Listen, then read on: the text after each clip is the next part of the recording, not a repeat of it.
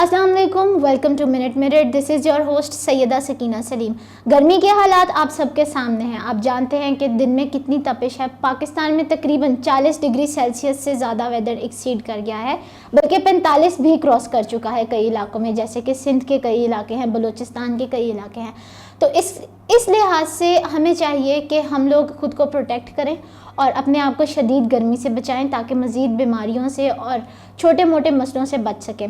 जैसे कि आप जानते हैं, हालिया में काफ़ी वायरल इन्फेक्शंस भी फैले हैं। गर्मी की वजह से शदीद स्किन डिजीज़ फैल रहे हैं, डायरिया, वॉमिटिंग, इस तरह के मसले काफ़ी हद तक बढ़ रहे हैं। तो इसके नतीजे में गवर्नमेंट ऑफ पाकिस्तान ने काफ़ी इनिशिएटिव्स भी लिए हैं और ऑन एंड ऑफ वो वीडियोज़ भी जारी कर रहे हैं, पैगामात भी फैला रहे हैं कि ख़ुद को कैसे आप प्रोटेक्ट कर सकते हैं इस हीट वेव में।